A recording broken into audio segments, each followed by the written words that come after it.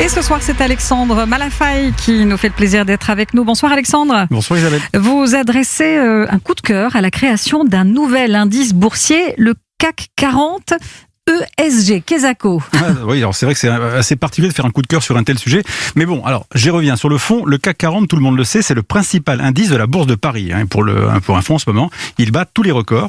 En pleine crise sanitaire, ça peut paraître étrange, mais la finance semble échapper aux lois de la vraie vie. Bon, le CAC 40 donc, est détenu par Euronext, qui gère les principales places boursières de la zone euro. Et c'est donc Euronext qui vient de lancer ce nouveau CAC 40 qui va mélanger la performance financière des entreprises avec des critères extra-financiers, ce qu'on appelle dit ESG. E pour environnement, S pour social et G pour gouvernance.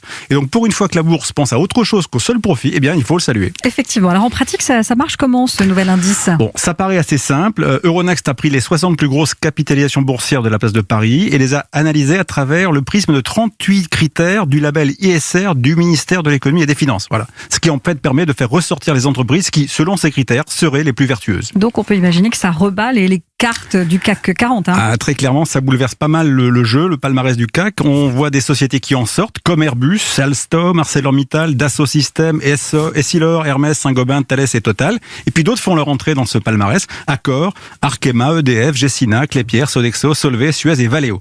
Et il faut ici préciser qu'au sein de ce CAC 40 ESG, il n'y a pas de tabac, pas d'armes et pas de charbon. Enfin, l'entreprise est liée à ses activités. Ce qui explique aussi certaines sorties arbitraires et parfois regrettables. Bon, alors selon vous, c'est quoi ? C'est une petite révolution ce nouveau CAC ? Alors, je dirais pas vraiment, parce que la création du CAC 40 ESG, elle s'inscrit dans un grand mouvement planétaire, celui de la finance dite responsable, je dis bien dite responsable, qui recouvre les investissements socialement responsables et les investissements durables. Rien que l'année dernière, pour donner un exemple, 245 nouveaux fonds de finances durables ont été créés. Donc, il s'agit bien d'une tendance de fond, mais ce CAC 40 ESG est en soi quand même une bonne nouvelle, parce qu'il est emblématique et qu'il peut conduire les investisseurs à faire des choix en se basant sur cet indice responsable et non sur le CAC classique. Et en espérant qu'un jour, peut-être ce CAC 40 ESG remplacera l'autre CAC pour que ça change vraiment le monde. Si je résume, si j'ai compris à peu près, cet indice, même imparfait, c'est l'alpha et l'oméga de la finance responsable. On n'y est pas tout à fait. Selon moi, ce CAC, en fait, ESG, a deux problèmes majeurs. Le premier est lié à ses partis pris idéologiques.